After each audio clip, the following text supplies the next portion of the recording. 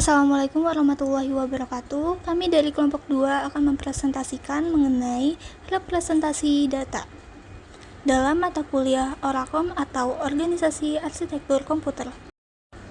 Anggota kelompok 2 yakni adalah Rasati Mia Mulyono, Najibah Syamuha, Bunga Anggun Cintami, Danu Firmansyah, Indira Filda Fahrana, Muhammad Faik Awaludin Syam, Silen Azizah, Sugi Sahyudi, dan Wahyu Hidayatullah.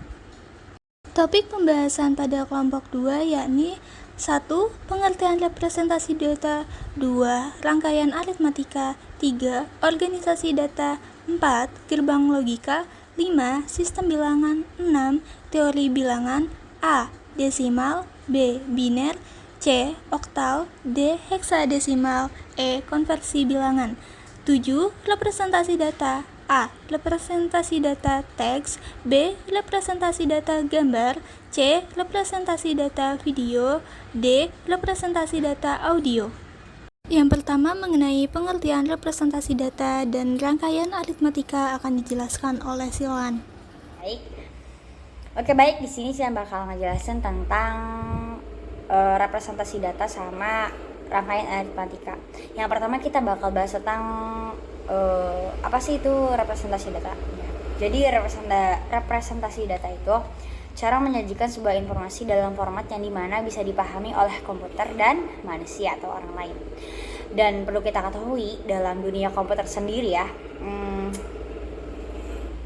banyak menggunakan bahasa biner, yang dimana bahasa biner itu 0 sama 1 kan. Dan terus itu juga merupakan bahasa dasar dari komputer juga kan. Terus juga kita bakal ngebahas tentang beberapa contoh aspek yang penting dalam rangkaian dalam representasi data. Yang pertama ada sistem bilangan biner yang dimana itu tuh dasar komputasi ya. Ini tuh semua data sama instruksi komputernya itu pakai bilangan biner. Kayak misalkan contoh angka 5 nih, bilangan binernya 101 gitu.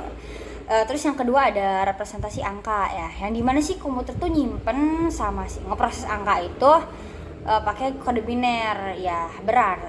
Bisa kita simpulin bahwa semua operasi matematika itu kayak penjumlahan, pengurangan, perkalian, pembagian itu pakai bilangan biner seperti itu. Terus yang ketiga ada representasi karakter, yang dimana di sini ada karakter sama huruf.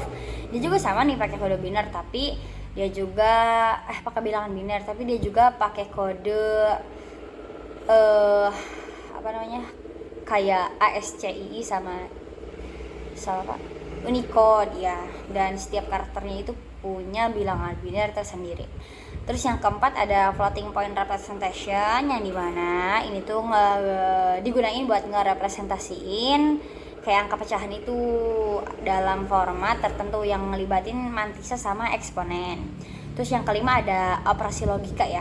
Jadi komputer tuh ngelakuin operasi logika pada data biner kayak and or not kayak gitu. Dan ini tuh digunain buat ngeproses informasi data yang sederhana seperti itu. Baik, selanjutnya kita bakal ngebahas tentang rangkaian aritmatika. Rangkaian aritmatika itu apa sih? Oke, rangkaian aritmatika itu bagian penting dari komputer yang dia tuh bertanggung jawab buat ngelakuin operasi matematika sama perhitungan. Oke, ada juga beberapa contoh dari rangkaian aritmatika ya. Yang pertama ada operasi dasar, yang dimana si operasi dasar ini komputer tuh mampu ngelakuin operasi dasar kayak penjumlahan, pengurangan, perkalian, pembagian, buat ngemungkinin si komputer untuk melakukan perhitungan matematika. Terus yang kedua ada representasi bilangan, yang dimana komputer tuh harus mampu memahami dan merepresentasikan berbagai jenis bilangan kayak termasuk bilangan bulat, bilangan pecahan. Terus yang ketiga ada overflow sama underflow, yang dimana di sini tuh kayak misalkan kayak kondisi ketika hasil dari operasi itu kayak ngelebihi batas representasi, berarti itu diwakili sama overflow. Terus kalau misalkan hasil operasinya tuh terlalu kecil, diwakilin sama underflow. Dan bisa kita simpulkan dari aritmatika sama representasi data itu, kedua itu penting dalam komputer, gitu, kayak kunci dari komputer gitu. Oke, terima kasih. Selanjutnya akan dibahas oleh teman saya.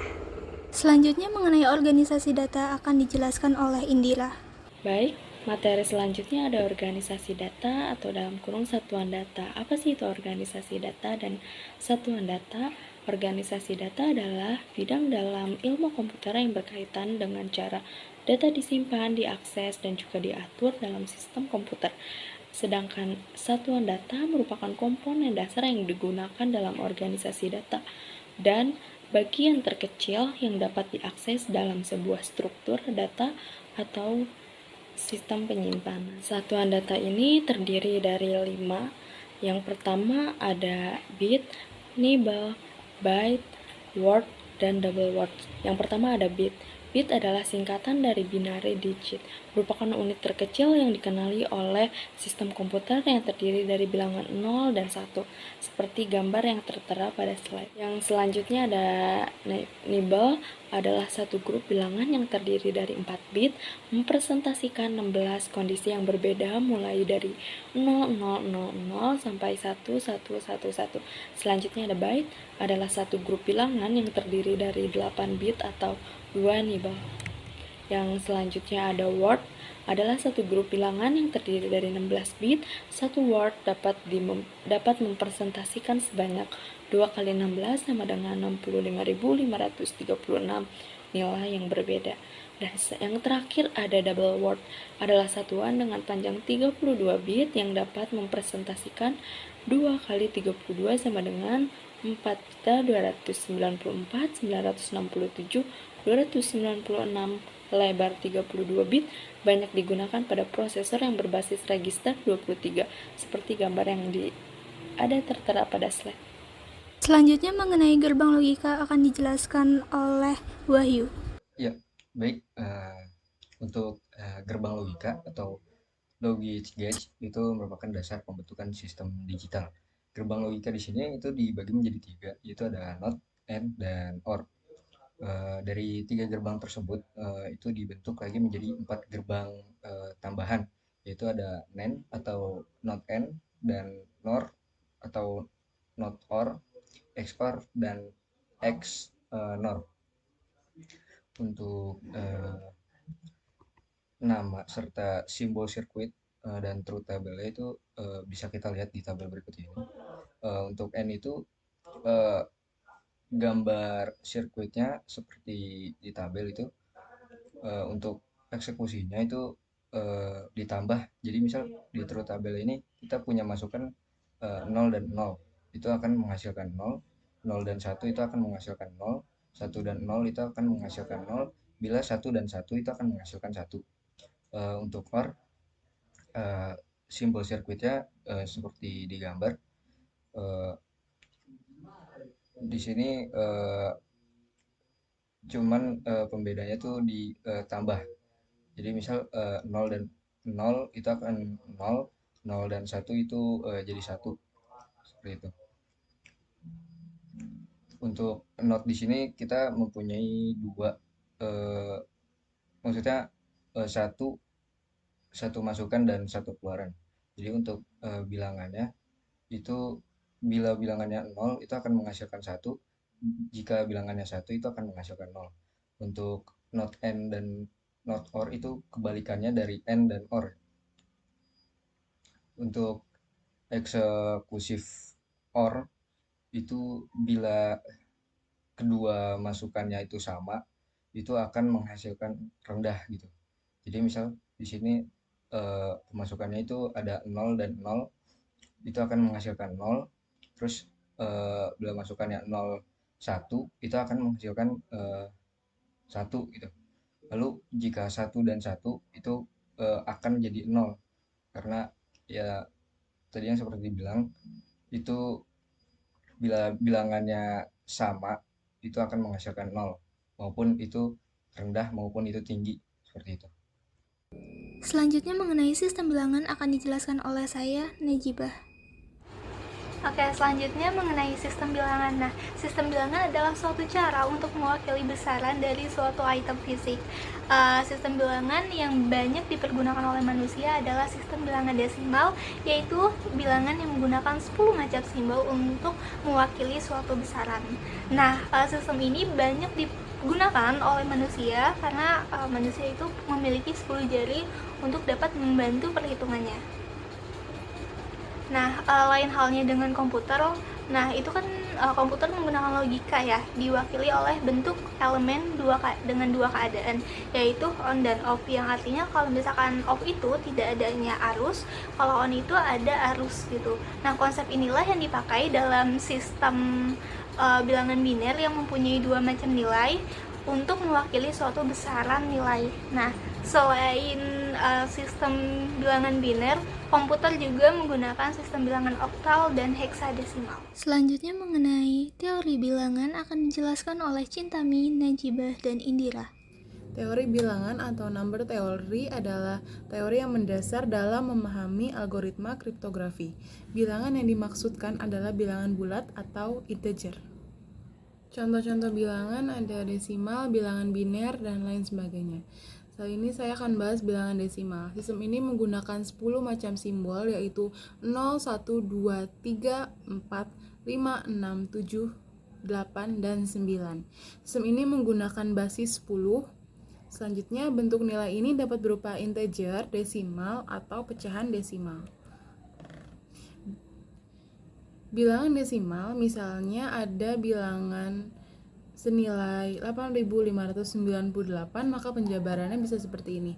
8 dikali 10 pangkat 3 sama dengan 8.000, di bawahnya 5 dikali 10 pangkat 2 sama dengan 500. Selanjutnya di bawahnya lagi 9 dikali 10 pangkat 1 sama dengan 90, dan 8 dikali 10 pangkat 0 sama dengan 8. Kita jumlah menjadi 8.598. Yang tadi 10 pangkat 3, 10 pangkat 2, 10 pangkat 1, 10 pangkat 0 itu merupakan position value. Position value itu penimbang atau bobot dari masing-masing digit tergantung dari letak posisinya, yaitu bernilai basis dipangkatkan dengan urutan posisinya. Sedangkan untuk angka 8, 5, 9, 8 itu merupakan absolute value. Absolute value ialah nilai yang masing-masing digit bilangan. Selanjutnya ada contoh lagi bilangan desimal. Nilai desimal yang mengandung nilai pecahan di belakang koma, misalnya nilai 183,75 adalah pecahan desimal yang diartikan dengan 1 dikali 10 pangkat 2 sama dengan 100, 8 dikali 10 pangkat 1 sama dengan 80, 3 dikali 10 pangkat 0 sama dengan 3, jadi membentuk 183. Selanjutnya untuk angka di belakang koma, 7 dikali 10 pangkat min 1 sama dengan 0,7, 5 dikali 10 pangkat min 2 sama dengan 0,05. Kita jumlah menjadi 183,75. Bilangan biner. Sistem bilangan biner menggunakan dua macam simbol. Bilangan berbasis 2 digit angka, yaitu 0 dan 1. Position value sistem bilangan biner adalah perpangkatan dari nilai 2. Contoh konversi biner ke desimal. 1011 pangkat 2 sama dengan bla bla bla. 1011 pangkat 2 sama dengan 1 dikali 2 pangkat 3 tambah 0 dikali 2 pangkat 2 ditambah 1 dikali 2 pangkat 1 ditambah 1 dikali 2 pangkat 0 sama dengan 8 ditambah 0 ditambah 2 ditambah 1 sama dengan 11 pangkat 10. Yang tadi 1011 pangkat 2 sama dengan bla bla bla. Pangkat 10 hasilnya adalah 11 pangkat 10. Bilangan biner. Contoh konversi desimal ke biner. Konversikan bilangan desimal 18 pangkat 10 ke dalam bilangan biner, itu jadinya konversi bilangan 18 per 10 ke dalam biner adalah dengan bagi bilangan basis 2. Jadi 18 per 2 sama dengan 9 sisa 0, terus 9 per 2 sama dengan 4 sisa 1, 4 per 2 sama dengan 2 sisa 0, 2 per 2 sama dengan 1 sisa 0, setengah 1 per 2 sama dengan 0 sisa 1. Jadi konversi dari bilangan 18 per pangkat 10 ke dalam bilangan biner adalah 1, 0, 0, 1, 0 pangkat 2. Nah, selanjutnya ini mengenai sistem bilangan oktal. Nah, sistem bilangan oktal ini menggunakan 8 macam simbol bilangan berbasis 8 digit angka, yaitu 0, 1, 2, 3, 4, 5, 6, dan 7. Nah, position value sistem bilangan oktal ini adalah perpangkatan dari nilai 8. Contohnya di sini kita ada oktal 12 diubah menjadi bilangan desimal. Seperti apa? Nah, 2 dikali 8 pangkat 0 sama dengan 2. Karena kita tahu 8 pangkat 0 adalah 1, maka 2 dikali 1 sama dengan 2 gitu. Nah, dilanjutkan dari bilangan selanjutnya, itu ada 1 dikali 8 pangkat 1 sama dengan 8. 8 pangkat 1 adalah 8, maka 1 dikali 8 sama dengan 8. Maka ketika kita jumlahkan hasilnya, 2 ditambah 8 adalah 10. Nah, sekarang kita akan mengkonversikan nilai desimal ke oktalnya. Nah, kita lihat pada contoh, di situ ada bilangan desimalnya itu 20. Nah, kita akan merubahnya ke bilangan oktal seperti apa. Nah, 20 karena bilangan oktal itu 8, maka 20 dibagi 8 hasilnya berapa? Maka 2 sisa 4 kan. Nah, 2 dibagi 8 berapa? Nah, itu kan hasilnya 0 sisa 2 gitu. Jadi konversi dari bilangan oktalnya adalah 24. Juga dapat merubahnya melalui rapid tables, yaitu misalkan contohnya kita mau merubah dari desimal ke bilangan oktal. Nah, maka contohnya di sini kita bilangan desimalnya ada tadi 20, terus tinggal dikonversikan saja. Nah, hasilnya sama, ini sisa 4, ini sisa 2, jadi hasil dari perubahannya adalah 24 untuk bilangan oktalnya. Selanjutnya ada materi tentang heksadesimal, di mana sistem bilangan heksadesimal ini menggunakan 16 macam simbol yang terdiri dari angka dimulai dari 0, 1, 2, 3, 4, 5, 6, 7, 8, dan juga 9.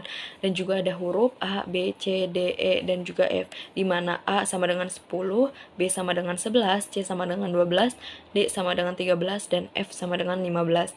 Kemudian posisi value sistem bilangan heksadesimal di sini merupakan perpangkatan dari nilai 16.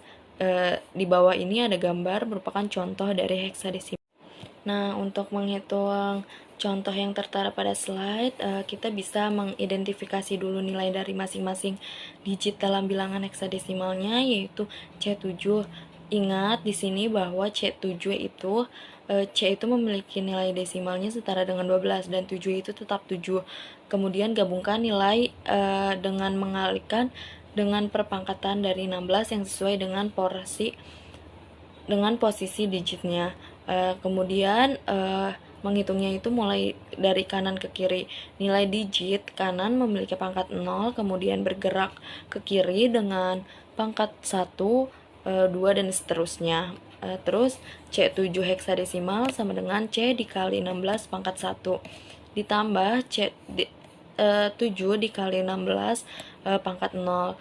Terus kemudian dalam kurungkan 12 dikali 16 ditambah 7 dikali 1. Nah, hasilnya itu dari 12 kali 16 itu 192.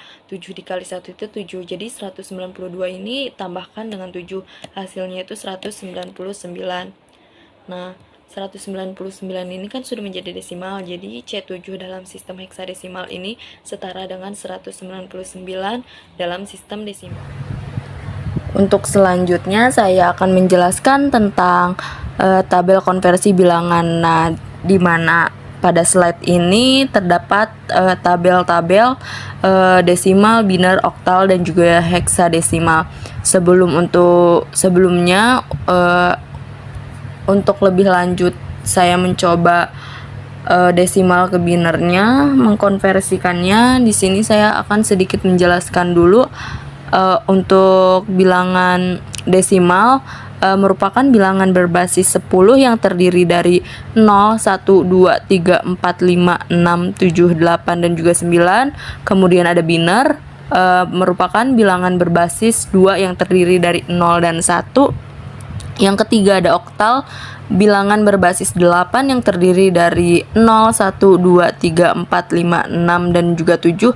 Kemudian yang terakhir ada heksadesimal, merupakan bilangan berbasis 16 yang terdiri dari mulai angka 0, 1, 2, 3, 4, 5, 6, 7, 8, dan juga 9. Dan ada huruf A, B, C, D, E, dan juga F, di mana huruf-huruf ini mempunyai angka atau nilai A sama dengan 10, B sama dengan 11, C sama dengan 12, D sama dengan 13, E sama dengan 14, dan terakhir yaitu F sama dengan 15.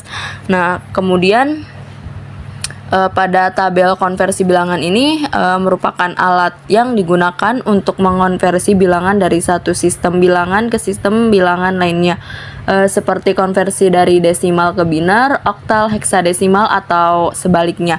Nah, pada tabel ini memberikan cara mudah untuk memahami hubungan antara bilangan dalam berbagai sistem bilangan. Kemudian saya akan mencoba untuk mengkonversikan desimal ke biner. Desimal ke biner ini merupakan sistem bilangan dasar adalah 10 menggunakan angka 0 sampai dengan 9. Setiap posisi dalam bilangan desimal ini mewakili 10 pangkat sesuai posisinya. Saya akan mencobanya. Yang pertama dimulai dari angka 0, kemudian saya konversikan ke bilangan binernya. Nah, seperti pada layar yang tertera di sini.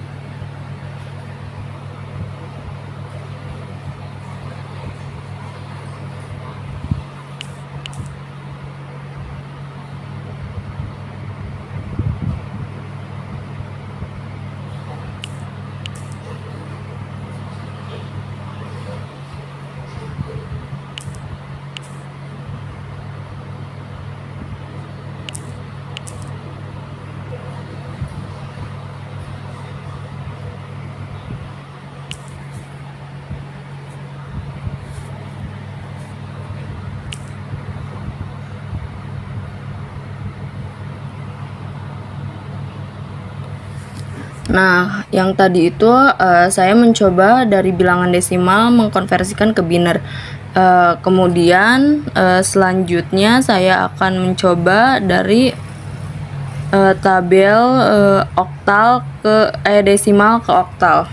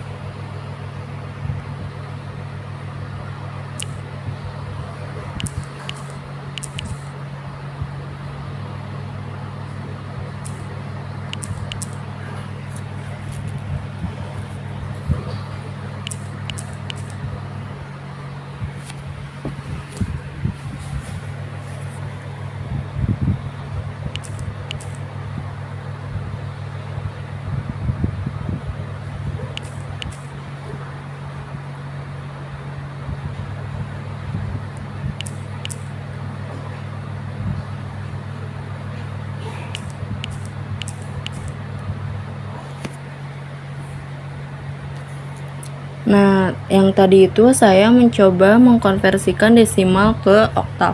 Selanjutnya ada desimal ke heksadesimal.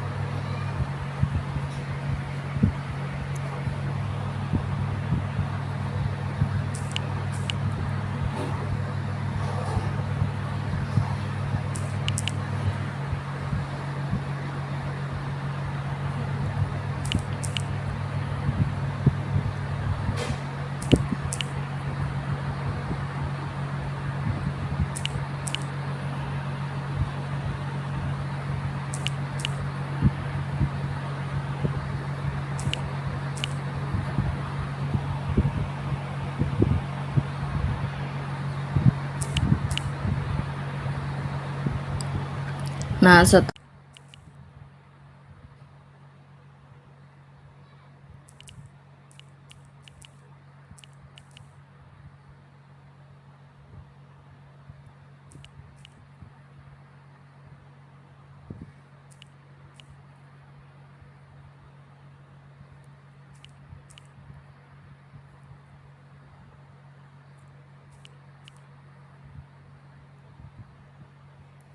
Nah, sudah selesai konversi dari desimal ke oktal, desimal ke biner, desimal ke heksadesimal. Nah, tabel konversi ini juga alat yang berguna dalam pemrograman komputer, terutama ketika bekerja dengan berbagai sistem bilangan. Sekian dari saya, terima kasih. Selanjutnya mengenai representasi data teks, gambar, video, audio akan dijelaskan oleh Sugi, Faik, Danu, dan Laras. Baik, di sini saya akan representasi data teks. Terdapat dua perangkat pengkodean teks yang sering digunakan, yaitu ASCII, American Standard Code for Information Interchange, dan Unicode.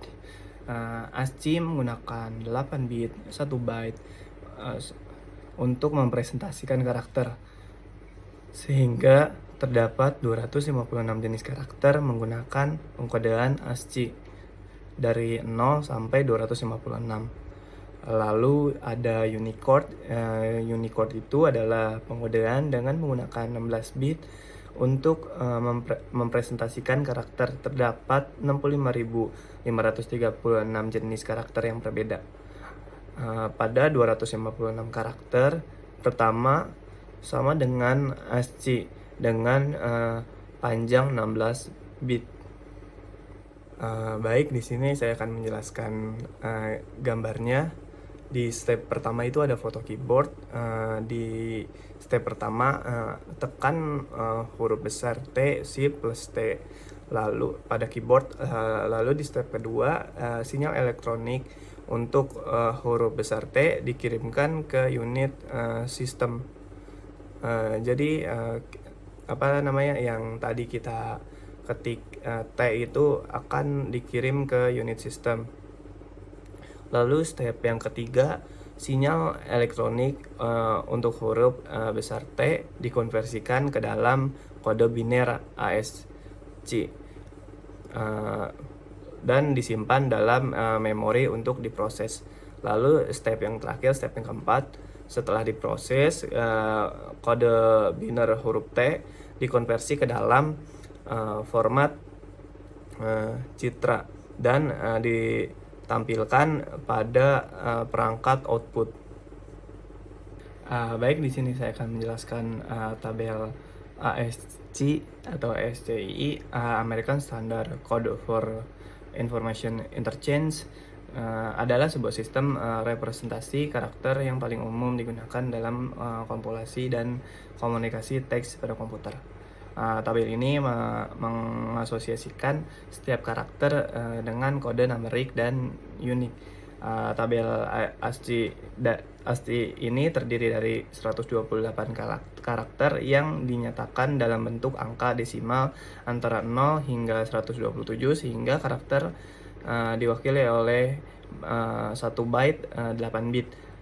Dalam representasi biner, beberapa karakter yang termasuk dalam tabel ASCII meliputi huruf alfabet besar dan kecil AZ, sehingga atau angka 0 sampai 9. Tanda baca umum karakter kontrol seperti new line dan tab, dan karakter khusus lainnya seperti spasi dan simbol matematika.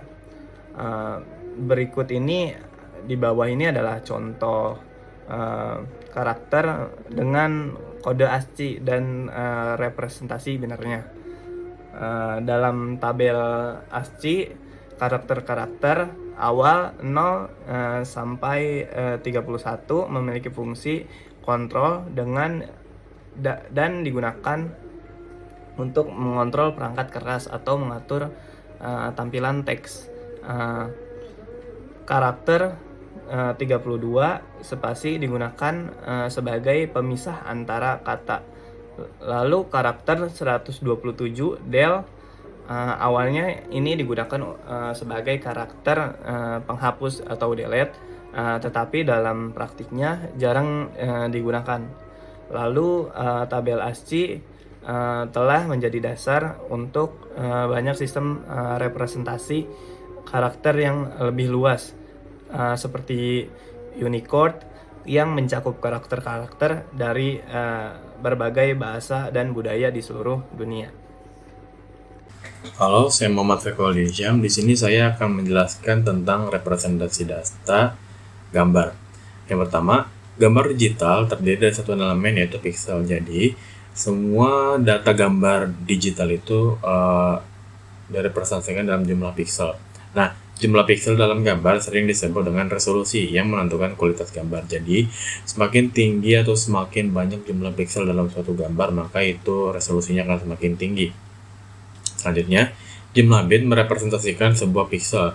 Kedalaman bit yang paling sederhana adalah 1 bit, yang mana itu mewakili setiap pixel dengan nilai 0 hitam dan 1 putih. Selanjutnya, gambar dengan kedalaman 1 bit disebut dengan monokrom. Di sebelah teks itu ada sedikit representasinya. Selanjutnya adalah gambar dengan kedalaman 2-8 bit, maka tiap pixel dapat direpresentasikan dengan 2/8 atau 256 warna yang berbeda, disebut dengan grayscale. Contoh gambarnya ada di sebelah teks, itu ada contoh dari gambar grayscale. Selanjutnya, gambar berwarna, tiap pixel disimpan dalam 3 byte atau 24 bit, terdiri dari merah, red itu 1 byte, lalu hijau atau green itu 1 byte, dan biru, blue itu 1 byte atau sering dikenal dengan RGB atau red green blue. Selanjutnya, ini ada metode yang digunakan untuk representasi data gambar. Yang pertama adalah representasi bitmap. Gambar bitmap terdiri dari kumpulan pixel yang disusun dalam bentuk matriks 2 dimensi.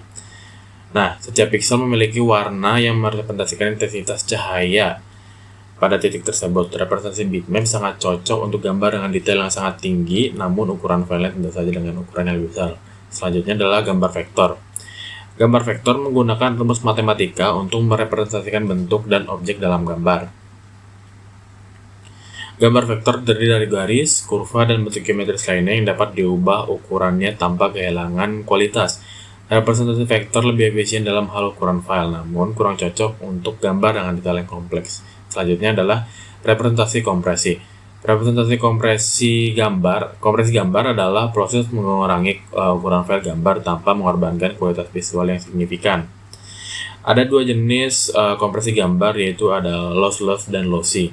Kompresi lossless mempertahankan semua informasi dari gambar asli, sedangkan kompresi lossy mengorbankan beberapa detail informasi pada gambar untuk mengurangi ukuran file. Contoh format gambar dengan kompresi itu ada JPEG, itu dia lossy karena dia mengurangi beberapa informasi dalam gambar untuk menekan ukuran file. Lalu selanjutnya adalah PNG, itu lossless. Dia tetap mempertahankan semua informasi dalam gambar, sehingga banyak dari mungkin desainer itu menggunakan, apalagi dengan tipe animasi dan sebagainya, itu menggunakan PNG karena dia tetap mempertahankan dari format atau informasi-informasi yang dalam gambar. Nah, pemilihan representasi data gambar tergantung pada kebutuhan dan tujuan penggunaan gambar tersebut. Jika ingin menyimpan gambar dengan resolusi yang tinggi atau dengan detail yang tinggi, representasi di bitmap itu mungkin cocok untuk kalian yang ingin menyimpan dengan resolusi tinggi atau dengan detail yang tinggi. Namun jika ingin menggunakan ukuran file gambar tanpa mengorbankan kualitas, kompresi gambar dapat menjadi pilihan yang terbaik. Sekian. Di sini saya ingin menjelaskan materi tentang representasi data video. Representasi data video adalah cara untuk mempresentasikan data video dalam bentuk digital. Data video dikompres dengan metode lossless compression atau lossy compression. Yang selanjutnya itu ada contoh representasi data video, yaitu yang pertama ada format video seperti 3GP, AVI, WMV, MKV, dan MOV. Yang kedua ada medium transport seperti VGA, RCA, DVI, dan HDMI. Selanjutnya yang ketiga itu ada beberapa istilah dalam digital video seperti frame rate, interlaced video, dan progressive scan, aspect ratio, resolution, dan bit depth. Yang keempat ada kodek yang berbeda digunakan untuk setiap video. Yang kelima ada MPEG, adalah salah satu format file video hasil kompresasi. Yang selanjutnya saya ingin menjelaskan tentang contoh soal representasi data video. Soalnya itu adalah sebuah video memiliki resolusi 720p dengan frame rate 30 fps. Jika setiap frame membutuhkan 1,5 MB, berapa bitrate video tersebut? Nah, di sini langsung aja ke caranya. Nah, 1 MB itu 8 juta bit. Kenapa 8 juta bit? Emang dari sononya 1 MB itu 8 juta bit. Jadi setiap frame membutuhkan 1,5 dikali 8 juta. Nah, 8 jutanya itu dari mana? Yang tadi dari 1 MB. Nah, ini kan dihitungnya setiap frame ya. Jadi 1,5 itu kan di soalnya framenya itu 1,5. Jadi dimasukin 1,5 dikali 8 juta sama dengan 12 juta bit.